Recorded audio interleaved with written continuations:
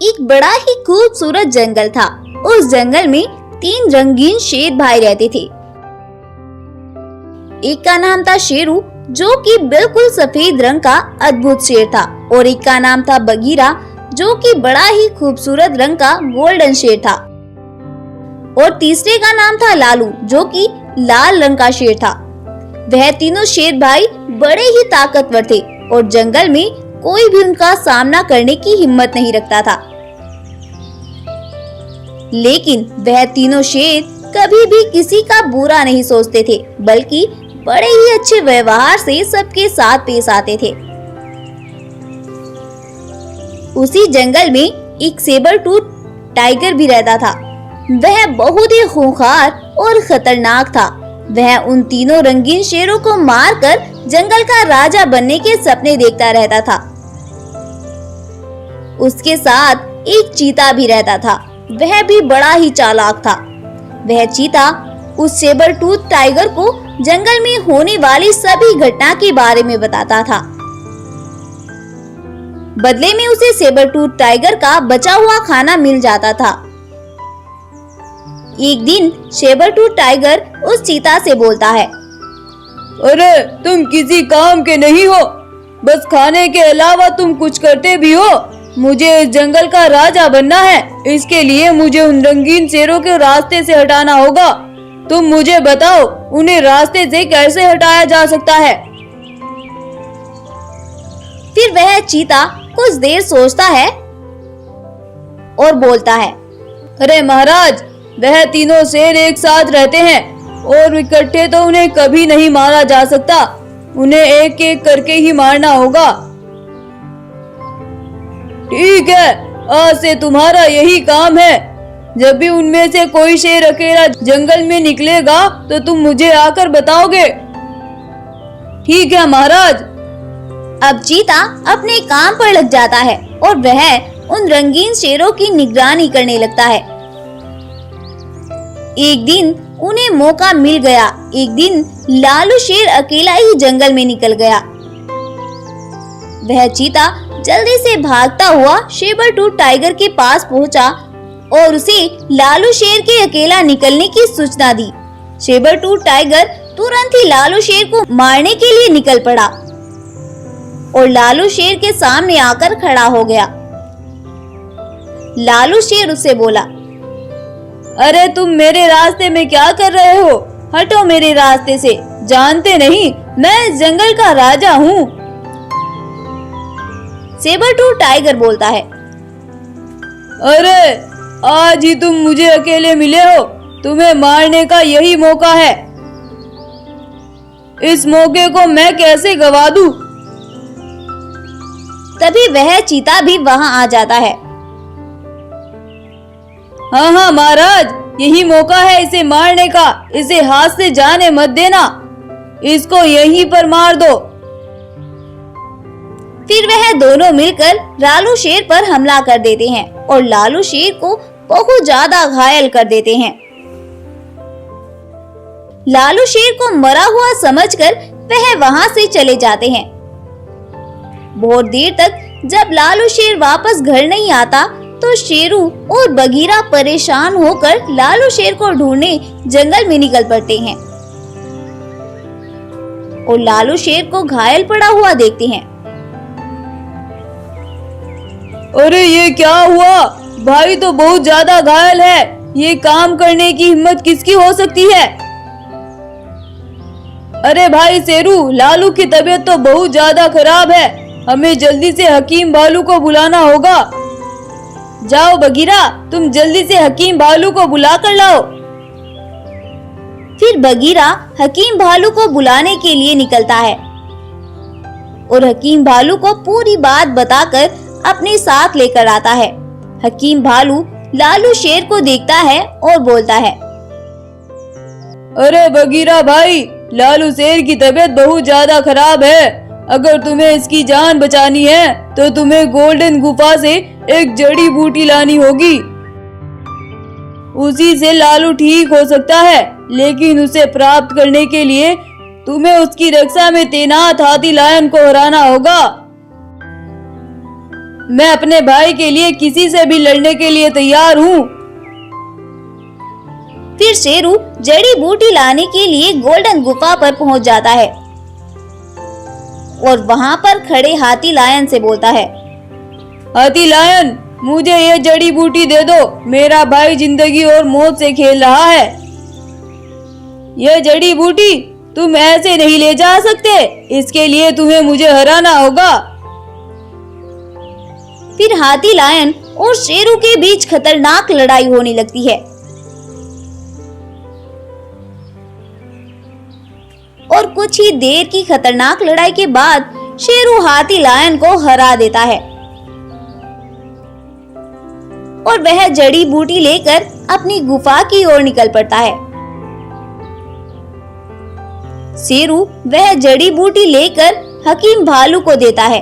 हकीम भालू उस जड़ी बूटी को लालू शेर को पिलाता है और लालू शेर कुछ ही दिनों में बिल्कुल ठीक हो जाता है। फिर शेरू और बगीरा लालू शेर से पूछते हैं, भाई तुम्हें घायल करने वाला कौन था? बताओ हमें आज। उसकी खैर नहीं है। फिर लालू अपने दोनों शेर भाइयों को पूरी बात बता देता है। चलो लालू और बगीरा, आज उस सेबर-टूथ टाइगर को सबक सिखाना ही होगा। फिर वह तीनों सेबर-टूथ टाइगर के पास पहुंच जाते हैं और लालू को जिंदा देख सेबर-टूथ टाइगर बहुत डर जाता है और तीनों रंगीन शेर भाइयों से माफी मांगने लगता है। आज अगर तुम्हें माफ कर दिया तो कल फिर तुम कुछ ना कुछ प्लान बनाओगे। और ऐसा बोलकर वो तीनों भाई उस सेबर-टूथ टाइगर पर हमला कर देते हैं और उसे वहीं पर मार डालते हैं। सेबर-टूथ टाइगर के मरने के बाद जंगल में अब सब कुछ शांत हो जाता है और सभी जानवर खुशी खुशी वहाँ पर रहने लगते हैं। स्टोरी पसंद आई हो तो इस वीडियो को लाइक करें, अपने दोस्तों के साथ शेयर करें और ऐसे ही और अमेजिंग और इंटरेस्टिंग वीडियोस के लिए हमारे चैनल को अभी सब्सक्राइब करें। Thank you.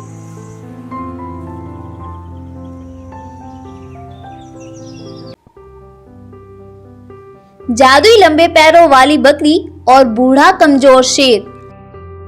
एक बार जंगल में कुछ रंगीन बाघ हमला कर देते हैं और जानवरों को मारने लगते हैं। वो जो भी कोई उन्हें जानवर मिलता उसे बड़े ही बेरहमी से मार डालते हैं। उस जंगल का राजा शेर बहुत ही कमजोर था। वो तो अपने आप चल भी नहीं पाता था क्योंकि वो अब बूढ़ा हो चला था। अब तो उसे डर ने चारों तरफ से जकड़ लिया था और वह अपने जंगल के जानवरों के लिए कुछ भी नहीं कर पा रहा था। सभी जंगल के जानवर उन रंगीन बाघों के झुंड से बहुत परेशान थे और वो कुछ भी नहीं कर पा रहे थे।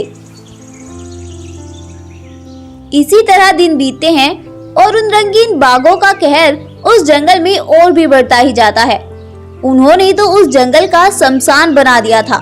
जिधर भी देखो जानवरों की लाशें ही नजर आ रही थी। ऐसी समस्या को देखते हुए कुछ जानवर शेर महाराज के पास आते हैं और शेर से बोलते हैं, अरे अरे महाराज, कुछ कीजिए महाराज। उन बाघों ने तो हमारे जंगल का शमशान ही बनाकर रख दिया है। प्लीज महाराज कुछ कीजिए, कुछ सोचिए। शेर गाय की बातें सुनकर कुछ भी नहीं बोलता और अपनी गर्दन झुका लेता है क्योंकि वो कुछ भी नहीं कर सकता था सिवाय अफसोस के। जंगल के जानवर महाराज शेर को बोलता ना देख वहां से ऐसे ही निराश होकर चले जाते हैं और शेर अपनी मजबूरियों से परेशान था और वह सोचता है, काश मेरे पास बुढ़ापा न होता, शायद मैं अपने जंगल के जानवरों को बचा पाता। अगले दिन वह जालिम बाघ जंगल में आते हैं और बकरियों के झुंड पर हमला कर देते हैं और बकरियों के बच्चों का शिकार कर लेते हैं। कुछ बड़ी बकरियां वहां से भाग पड़ती हैं और एक बकरी सीधा वहां से शेर महाराज के पास जाती है और शेर से बोलती है, महाराज, आपको कोई अधिकार नहीं है इस जंगल का राजा कहलाने का, क्योंकि जब आप हमारी हिफाजत ही नहीं कर सकती तो तुम्हें इस जंगल में भी पनाह नहीं लेनी चाहिए। उन जालिम बाघों ने आज हमारे बच्चों पर हमला कर दिया और हमारे नन्हे बच्चों को मारकर खा गए वो जालिम बाघ।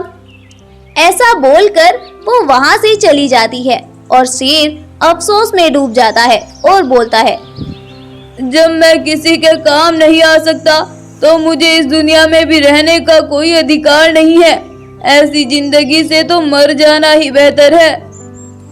वो ऐसा सोच ही रहा था कि तभी उसके सामने एक लंबी टांगों वाली बकरी घर प्रकट होता है और उसके अंदर से आवाज आती है, तुम्हें परेशान होने की कोई जरूरत नहीं है, मैं तुम्हें एक मांस का टुकड़ा देती हूँ, इसे खाकर तुम बहुत ज्यादा ताकतवर बन जाओगी और किसी भी जानवर का आसानी से मुकाबला कर सकोगे शेर। इसके बाद वह बकरी शेर को एक मांस का टुकड़ा दे देती है। उस मांस को खाकर शेर के अंदर एक अजीब सी ताकत आती है और वह खूब ताकतवर बन जाता है। और इसके बाद बकरी वहां से गायब हो जाती है और शेर उन ताकतों को पाकर जंगल की ओर निकल जाता है। तभी वह देखता है कि वो बाघ एक बकरी का शिकार कर रहे हैं। शेर पहले उनके पास जाकर उनको समझाने की कोशिश करता है और उनसे बोलता है, चले जाओ तुम इस जंगल से, क्यों तुमने हमारे जंगल को शमशान बनाया हुआ है?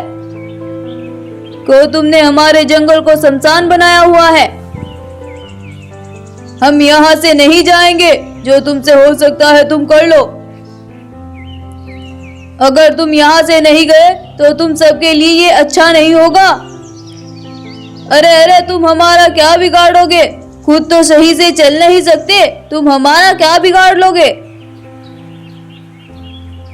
उनके मुंह से इतनी कड़वी बातें सुनकर शेर को बहुत गुस्सा आता है और वह अपनी शक्तियों से उन्हें एक पिंजरे में कैद कर देता है।